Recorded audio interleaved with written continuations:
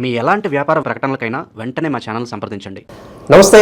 ఈరోజు మన స్టూడియోలో ప్రముఖ సుప్రసిద్ధ జ్యోతిష వాస్తు పండితులు బ్రహ్మశ్రీ డాక్టర్ నాయకంటి మల్లికార్జున శర్మ గారు ఉన్నారు. గురువుగారితో మాట్లాడేద్దాం.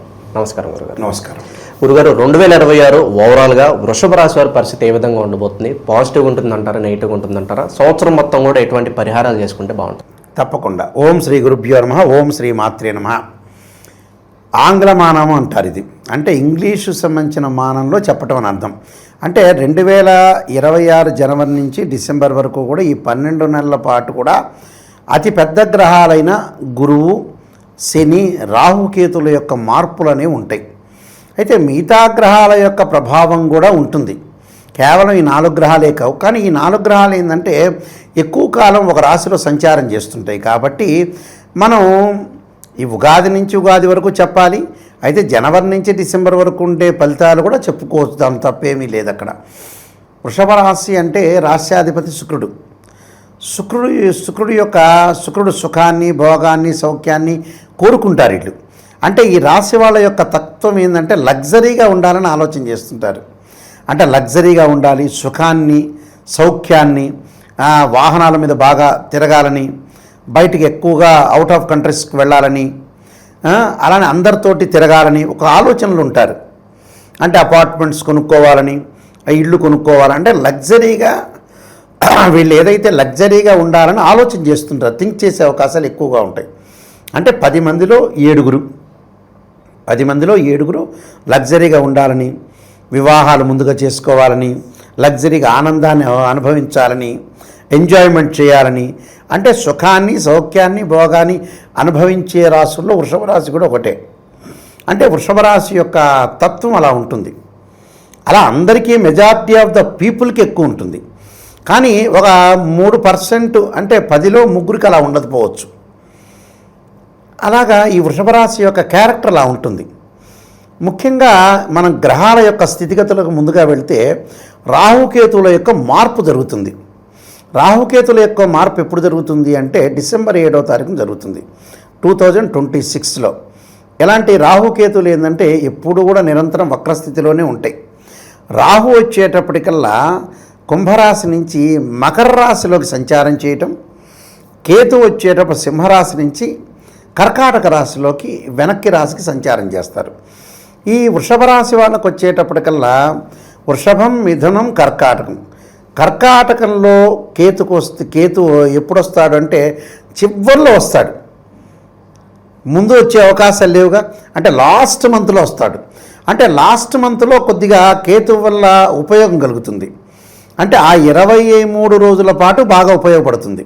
ఎలాంటి ఉపయోగాలు? ప్రస్తుతం కేతు వృషభ రాశి వాళ్ళకి ఏంటంటే వృషభం, మిథునం, కర్కాటకం, సింహం రాశిలో ఉన్నాడు. చతుర్థంలో ఉండటం వల్ల చతుర్థంలో ఉంటే ఎప్పటి వరకు ఉంటారు? డిసెంబర్ 6 వరకు ఉంటారు. అప్పటి వరకు తల్లి యొక్క ఆరోగ్య విషయంలో కానీ, వాహనాల మీద వెళ్ళేటప్పుడు కానీ ప్రమాదాలు జరగకుండా చూసుకోవాలి. అంటే యాక్సిడెంట్ జరగకుండా, ఆర్గ్యుమెంట్స్ చేయకుండా లౌకిక విధానంతో ముందుకు వెళ్ళాలి. లేకపోతే ఏంటంటే అవమానాలు కాకుండా చూసుకోవాలి. అలాంటి డిసెంబర్ 7 నుంచి తృతీయ స్థానంలో కేతు రావటం వల్ల వాళ్ళకి చాలా మంచి పాజిటివ్ రిజల్ట్స్ వస్తాయి. అంటే మిగతా 23 రోజుల పాటు మంచి పాజిటివ్, అంటే రియల్ ఎస్టేట్ కానీ, కన్స్ట్రక్షన్స్ కానీ, మెడికల్ కంపెనీస్ కానీ కొనుగోలు చేయటం, లగ్జరీగా తిరగటం, అలానే ప్రయాణాలు చేయటం, వాహనాలు కొనుగోలు చేయటం, ఒకటి అన్నదమ్ముల మధ్యలో సఖ్యత, పిత్రార్జితం కలిసి వచ్చే అవకాశాలు బాగా ఎక్కువ ఉంటాం. ఫైనాన్షియల్ పరంగా డెవలప్మెంట్స్ వచ్చే అవకాశాలు ఎక్కువ ఉంటాయి. అంటే తృతీయంలో కేతు, జ్ఞానం కూడా కలుగుతుంది అని అర్థం. మరి రాహు యొక్క మార్పు ఎలా ఉంది? రాహు మకర రాశిలోకి సంచారం చేస్తాడు డిసెంబర్ 7. డిసెంబర్ 6 వరకు ఎలా ఉన్నాడు? కుంభరాశిలో ఉన్నాడు.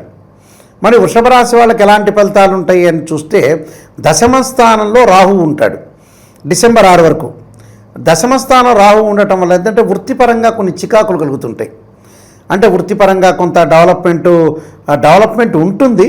కానీ ఎక్కువగా వాళ్ళు శ్రమ చేయాల్సిన అవసరం ఎక్కువ ఉంటుంది. అంటే అన్నీ కూడా ఎక్కువగా ఉంటుంది. శ్రమ చేసినా వాళ్ళు డబ్బు వచ్చే అవకాశం ఉంటుంది. ఆర్థిక స్థితిగతులు అయితే మెరుగుపడతాయి. ఆర్థిక స్థితిగతుల విషయంలో మటుకు ప్రాబ్లం లేదు. ఫైనాన్షియల్ పరంగా డెవలప్మెంట్ అవుతాయి. ఆ డెవలప్మెంట్లో కూడా ఖర్చు అయ్యే అవకాశాలు ఎక్కువ ఉంటాయి. అంటే వృధా ఖర్చులు కావు. బంగారు ఆభరణాలు కొనుగోలు చేస్తారు, బట్టలు కొనుగోలు చేయటం ఒకటి, అలానే నూతన వ్యాపారాలు పెట్టుబడులు పెట్టడం, ఇళ్ళు కొనుగోలు చేసే అవకాశాలు కూడా బాగా ఎక్కువ ఉంటాయి.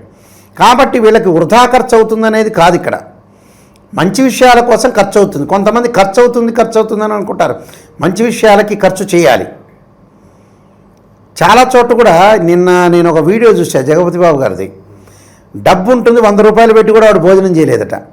జగపతి బాబు అంటున్నాడు మైండ్ దొబ్బింది అంటున్నాడు డైరెక్ట్గా. అంటే డబ్బు దేనికి ఖర్చు చేయాలో ప్రజలకు చాలామంది కూడా తెలియకపోవటం వల్లే టోటల్ ఫెయిల్ అవుతున్నారండి. అందువల్ల ఇక్కడ వృధా ఖర్చులు కావు. మంచి విషయాల కోసం పిల్లల యొక్క పెళ్ళిళ్ళకి, అబ్బాయి యొక్క ఎడ్యుకేషన్ పరంగా, అమ్మాయి యొక్క ఎడ్యుకేషన్ పరంగా విదేశాలకు వెళ్ళే అవకాశాలు ఉన్నాయి. కాబట్టి రాహుకేతువులు వాళ్ళకి కొద్దిగా అనుకూలమైన ఫలితాలు వచ్చే అవకాశాలు ఉంటాయి. కేతు బ్రహ్మాండమైన అనుకూలమైన ఫలితాలు వస్తాయి. డిసెంబర్ 7 తర్వాత 7 నుంచి రాహు ఇంకెక్కువ మంచి ఫలితాలు వస్తాయి ఈ రాశి వాళ్ళకి. అంటే డెవలప్మెంట్స్ బాగా ఉంటాయని అర్థం. అభివృద్ధి సాధించే అవకాశాలు ఉంటాయి. రాహుకేతుల గురించి భయపడాల్సిన పని లేదు, ఫస్ట్ పాయింట్. తర్వాత మిగతా గ్రహాలను మనం చూసుకునేటట్టయితే శని గ్రహం, శని జనవరి 20వ తారీఖున వక్రత్యాగం అయిపోతుంది. వక్రత్యాగం అయిపోయి జూలై 25 దగ్గర నుంచి మనకి డిసెంబర్ 10వ తారీఖు వరకు వక్రం అంటే రెట్రోగ్రేడ్లో ఉంటాడు. దాదాపు జూలై 25 నుంచి డిసెంబర్ 10 అంటే దాదాపు 130 రోజుల పైన. అంటే ఆగస్టు, సెప్టెంబర్, అక్టోబర్, నవంబర్ దాదాపుగా రమారమి 140 రోజుల పాటు వక్రంలో ఉంటాడు. వక్రత్యాగం వల్ల వృషభ రాశి వాళ్ళకి ఏమన్నా లాభం కలుగుతుందా అంటే మధ్య రకమైన లాభమే కానీ పెద్దగా అనుకూలమైన ఫలితాలనేవి కలపడం. ఎందుకంటే ఇప్పుడు శని మీనరాశిలోనే వక్రస్థితిలోనే ఉంటాడు. ఆ జూలై 25 నుంచి వక్రగతి కూడా మీనరాశిలో జూలై 25 నుంచి ప్రారంభమవుతుంది. ప్రారంభమై డిసెంబర్ 10వ తారీఖు వరకు మీనరాశిలోనే ఉంటాడు వక్రస్థితిలో. ఈ మీనరాశిలో వక్రస్థితిలో ఉండటం వల్ల వృషభ రాశి వాళ్ళకి వృత్తిపరంగా చిన్న చిన్న విషయాల్లో అధిక శ్రమ చేస్తారు. అధిక శ్రమ, అధికారుల యొక్క ఒత్తిడి, వ్యాపారంలో ఒత్తిడి, వ్యాపారంలో అన్ని రహస్యాలన్నీ కూడా చెప్పకూడదు. చెప్పటం వల్ల ఏమవుతుందంటే వివాదాలకు దారితీసే అవకాశం ఉంటుంది. కాబట్టి అవమానాలు, వివాదాలు ఇలాంటివి కలగకుండా చూసుకోవాలి. అయితే గౌరవ మర్యాదలకి లోటు లేదు. వీళ్ళకి గర్వం పెరుగుతుంది, గౌరవ మర్యాదలకి లోటు లేదు. అంటే గౌరవం అనేది బాగా పెరుగుతుంది. కానీ ఆర్థిక పరంగా మటుకు కొంత డబ్బులు ఖర్చు చేసే అవకాశాలు ఎక్కువగా ఉంటాయి. అది శని యొక్క ప్రభావం. మరి గురువు యొక్క ప్రభావం ఏంటి? గురువు ధనకారకుడు, ఆయన సంతానకారకుడు, యోగాన్ని ఇచ్చేవాడే గురువు. ఆ గురువు ఎలా ఉండబోతున్నాడు? మార్చిలోనేమో మనకి గురువు వక్రత్యాగంలో ఉన్నాడు. జూలై 25 జూన్ 2వ తారీఖున కర్కాటక రాశిలోకి కర్కాటక రాశిలోకి ప్రవేశిస్తాడు గురువు. ప్రవేశించిన తర్వాత మళ్ళీ అక్టోబర్ 31వ తారీఖున సింహరాశిలోకి మళ్ళీ ప్రవేశిస్తారు. అతిచారం అంటారు. అంటే ఉన్న రోజులు ఉండకుండా ముందుకు వెళ్ళడాన్ని అతిచారం అంటారు. అంటే మన వాళ్ళు అతిచారం ఎందుకు పెట్టారంటే ఆంధ్రాలో అతి చేస్తున్నారంటారు చూసారా, అతిచారం అలా పెట్టారే మరి.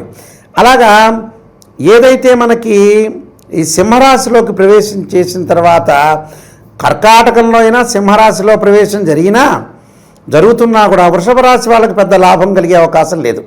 అంటే పెద్దగా ఆర్థిక పరంగా డబ్బులు వస్తున్నా ఖర్చు అయ్యే సూచనలు ఉంటాయి, వృధా ఖర్చులు మటుకు కావు. అంటే మనం అనుకున్నట్టుగా జూన్ 2వ తారీఖు నుంచి కర్కాటక రాశిలోకి ఉంటాం. అక్టోబర్ 31వ తారీఖున గురువు మళ్ళీ సింహరాశిలోకి ప్రవేశం చేయటం జరుగుతుంటుంది. జరిగిన తర్వాత మళ్ళీ ఏమవుతుంది? డిసెంబర్ 18వ తారీఖున మళ్ళీ వక్రగతి. అంటే అతిచారం ప్రారంభమైన తర్వాత మళ్ళీ కొన్ని రోజుల తర్వాత వక్రగతిలోకి కూడా వస్తాడు గురువు.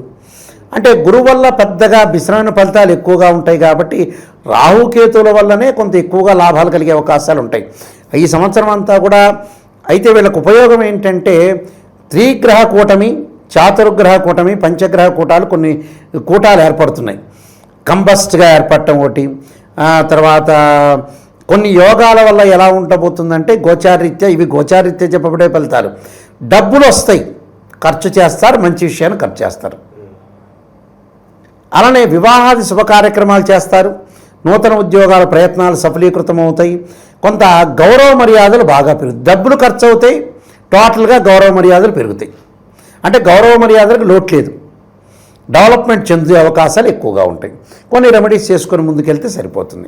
తప్పకుండా గురుగారు, మరి ఈ సంవత్సరం అంతా కూడా ఎటువంటి పరిహారాలు బాగా కలిసి వస్తాయి అంటారు ఈ రాశి వాళ్ళకి? గురువు యొక్క ఆరాధన చేయటం చాలా ఇంపార్టెంట్. ఎందుకంటే గురువు మిథున రాశిలో ఉన్నంత వరకు బాగుంటుంది, కర్కాటక సింహరాశిలో మంచివాడు కాదని అర్థం.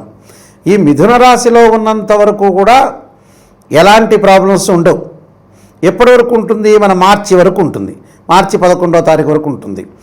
మార్చి 11వ తారీఖు వరకు ఉంటున్నాడు. అలానే జూన్ 1వ తారీఖు వరకు కూడా మిథున రాశిలో ఉంటాడు. తర్వాత కర్కాటక రాశిలోకి మారుతాడు. కాబట్టి ఇక్కడ దత్తాత్రేయ స్వామి యొక్క పారాయణాన్ని, దత్త కవచాన్ని చదువుకోవటం చాలా మంచిది. చదువుకోవటం వల్ల మంచి మేలు జరిగే అవకాశాలు ఎక్కువగా ఉంటాయి. కాబట్టి వీళ్ళకి గురువు మిథున రాశిలో ఉన్నంత వరకు బాగుంటుంది. అలానే దేవానాంచ ఋషీనాంచ గురుకాంచన సన్నిభం అనే మంత్రాన్ని చదువుకోవాలి. అంటే దేవానాంచ ఋషీనాంచ గురుకాంచన సన్నిభం బుద్ధిమతం త్రిలోకేశం తం నమామిం బృహస్పతిం అనే మంత్రాన్ని, దత్తాత్రేయ స్వామి యొక్క పారాయణాన్ని, దత్త కవచాన్ని, అలా నీలాంజన సమాభాసం వైపుత్రేమాగ్రజం ఛాయామార్తాండ సంభూతం తమ నమామి శనీశ్వరం అనే మంత్రాన్ని, దీర్ఘకాలిక వ్యాధులు వచ్చిన వాళ్ళ కొద్దిగా ఆరోగ్యపరంగా ఇబ్బందులు కలుగుతాయి కాబట్టి వాళ్ళు తప్పకుండా శరీరే జర్జరీభూతే వ్యాధిగ్రస్తే కలేవరే ఔషధం జాహ్నవీతోయం వైద్యో నారాయణరి అనే మంత్రాన్ని చక్కగా చదువుకోవటం వల్ల వీళ్ళు మంచి జరిగే అవకాశాలు ఖచ్చితంగా ఉంటాయి. నమస్కారం.